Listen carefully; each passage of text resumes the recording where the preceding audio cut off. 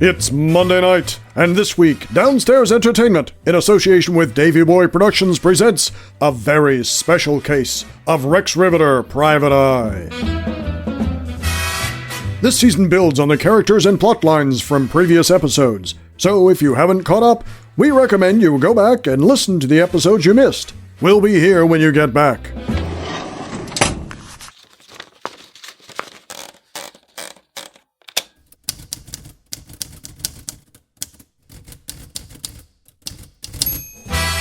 Welcome back! And now, ladies and gentlemen, the thrilling first part of Jenny McIntosh Girl Friday in The Homecoming.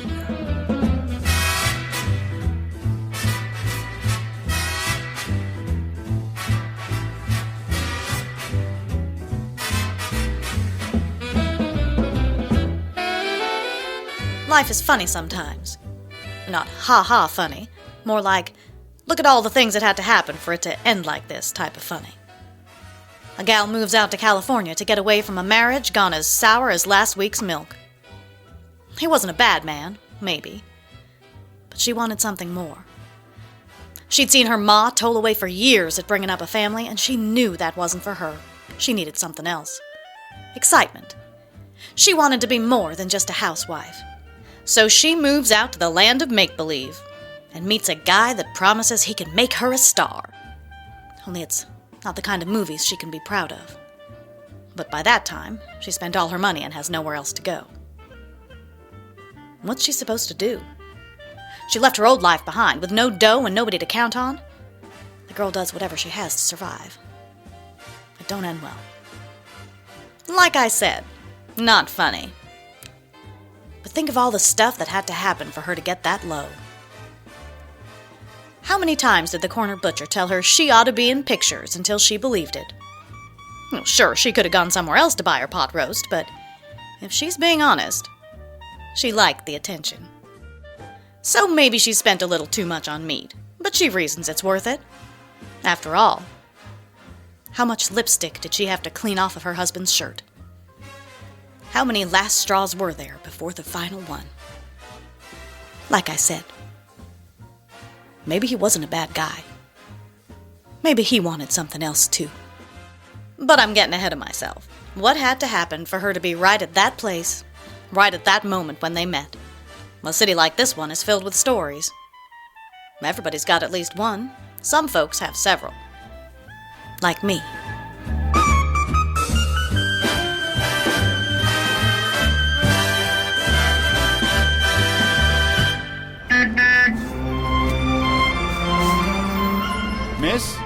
Miss, your gloves. What? You dropped your gloves. Oh. And your, stockings. What? About a block away. I tried to get your attention. What are you, following me? No, I just... I'm fooling with you. Thanks. Oh. Geez, you're a little stiff. Huh? Look at you, you're all straight angles. You in the service? Was. Yeah, you got that look. Serious. Like you don't know how to laugh. Are you moving? What? Moving. You're carrying a suitcase. What are you, some kind of a hotel dick or something? No, What's your name? Riveter. Rex Riveter. Your name is Riveter? That's right. You know you're a noun. Or is it a verb? Someone who rivets would be, Clever. Someone who rivets would be clever. That doesn't seem right. Funny. Well, which is it, clever or funny? You tell me. Let's go with clever. That one sounds better. Clever Jenny. You're not from around here. No kidding. What gave me away? Your accent. You're from, Dialect. What? It's a dialect, not an accent. What? Huh? An accent is just the sounds of a particular type of speech, whereas a dialect is not just the sounds, but the words chosen. For example, I'm actually from New Jersey, so I would say, I'm starving. Whereas if I was from the South, I might say, well, I do declare I am famished. You see? Are you? What? Starving. No, I'm just... What? You think I'm gonna have lunch with some strange man I met on the street? Well, you look like you could eat. I don't even know you. Sure you do. Rex Riveter, remember? And you're a thief. A what? You stole that suitcase. It's monogrammed. You are a hotel dick. GB, right there in the front. But you said your name is Jenny.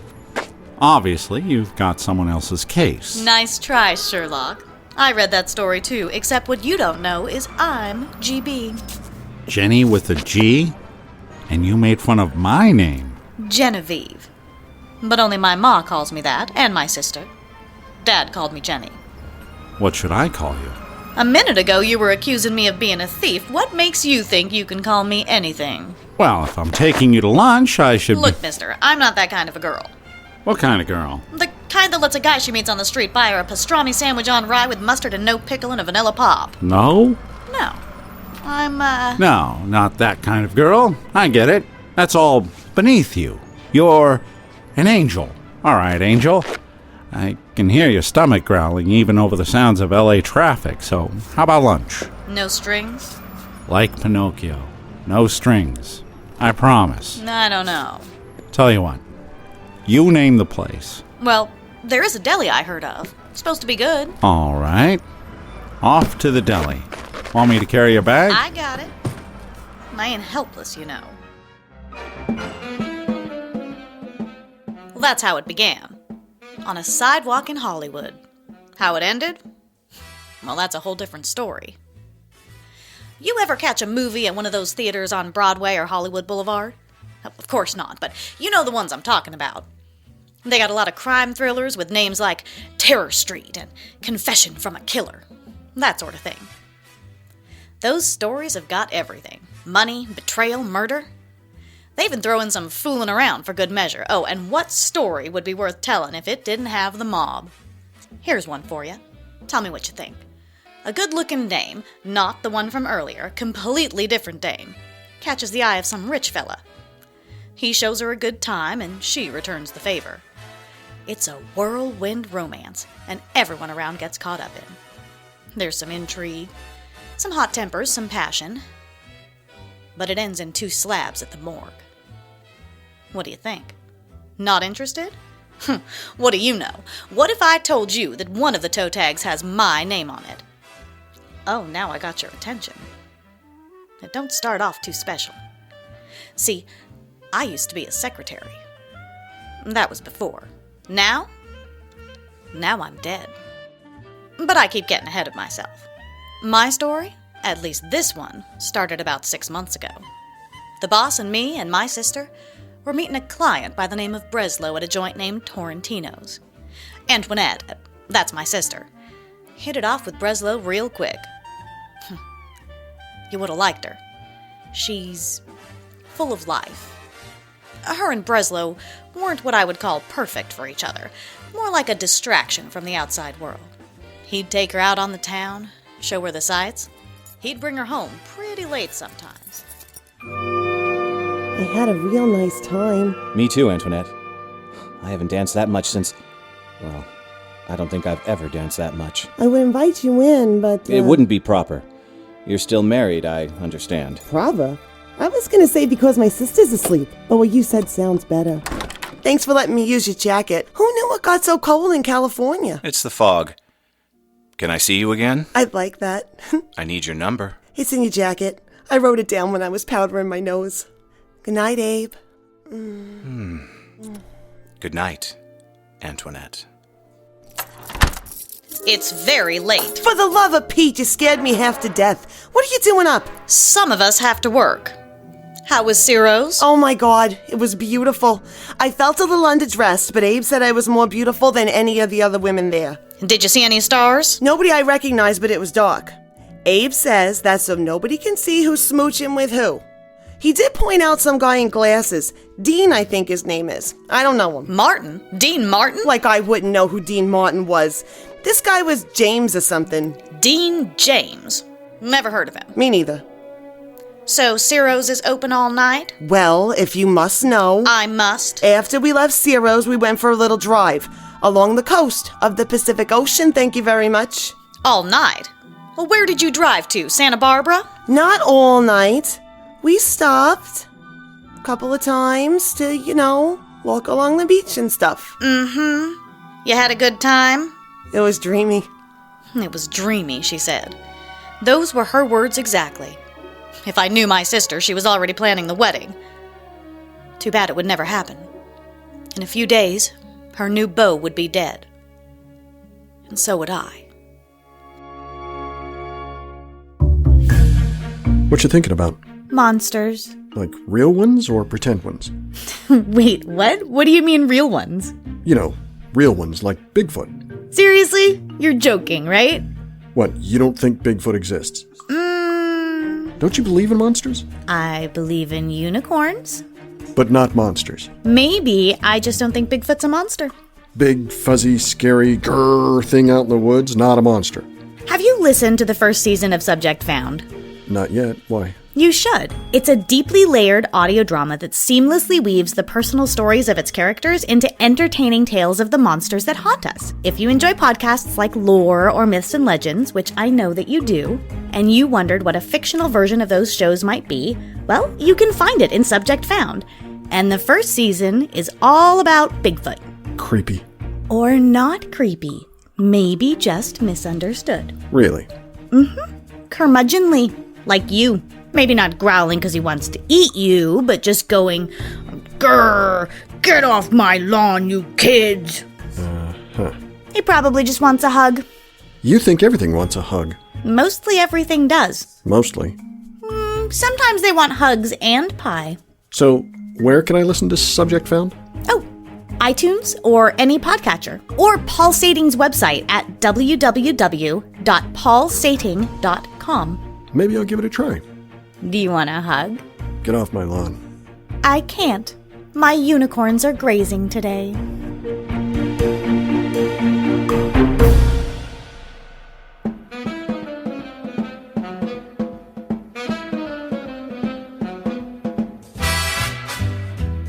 And now we return to Jenny McIntosh, Girl Friday in The Homecoming.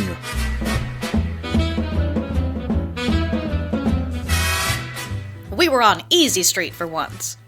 Rex was getting regular work, which means he was getting regular pay, which means I was getting regular pay too. And Abe and Antoinette were enjoying each other's company. But that's the way life is sometimes, you know?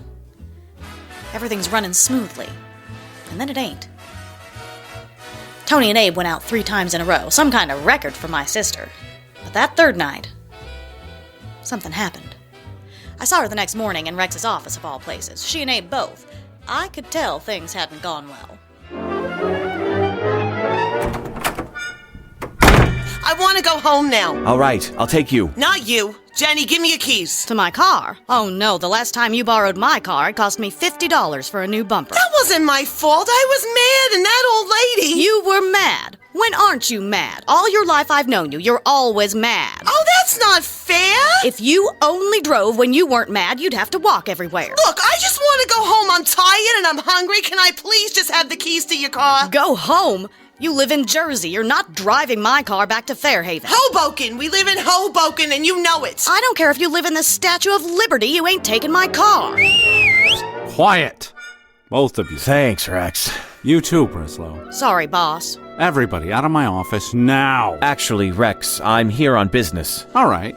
Breslow, you can stay. Everybody else, out. Why are you in my... People's to my abuse car? of my Oh, fault. no. I've never seen my sister so angry. Which is saying something. So I gave her cab fare and she headed back to my place. But I got a call from her later. I could tell she'd worked herself into a lather.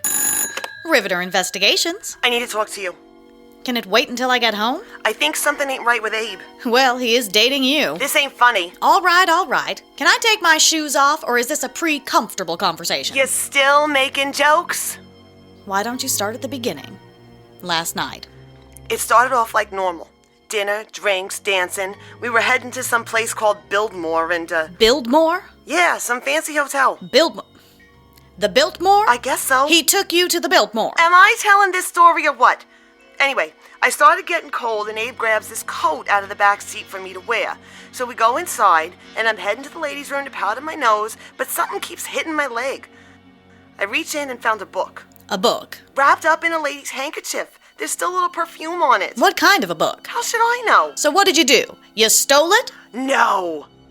Okay, yeah, I stole it. But what was I supposed to do? I don't know. If it's me, stealing doesn't jump to the front of the line, though. Maybe ask him about it? Or put it back in the pocket and forget about it? Have you met me? So you stole it. Just give it back.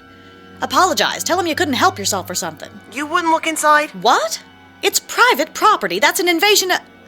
Oh, you didn't. It's like you don't even know me. Of course I looked inside. Antoinette! What? I don't like people keeping secrets. Says the woman who rifled through her boyfriend's pockets and stole his belongings. I didn't rifle through nothing. It was banging me in the leg. And besides, that's different.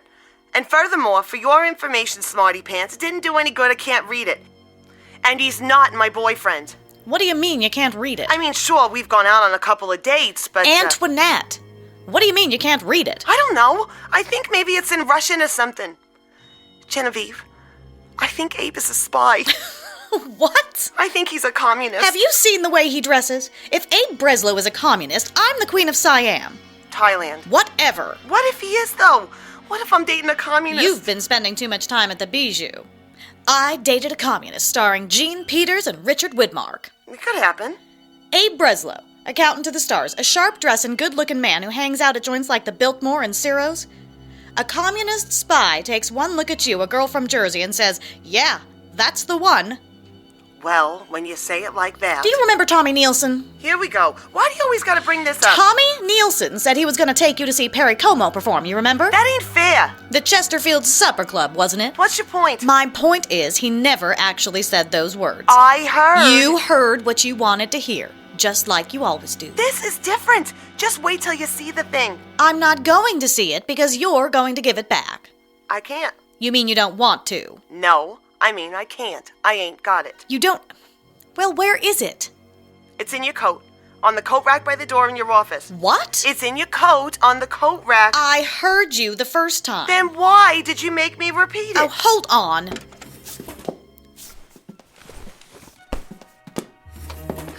What in the world were you thinking? I stuck it in there on my way out just in case Abe started looking for it. Why would you get me involved in something like this? Well, I figured you could read it. Me? Yeah, you're good at those jumble things in the paper.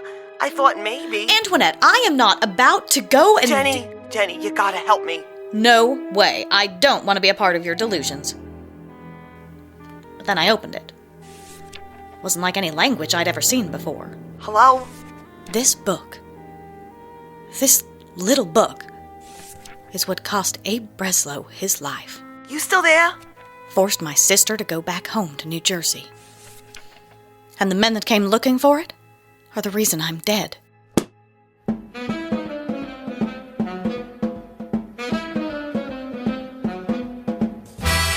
Tonight's episode of Rex Riveter Private Eye starred Rhiannon McAfee and Randy Cool, and featured Jennifer McKenna as Antoinette and Frank Remiot as Abe Breslow.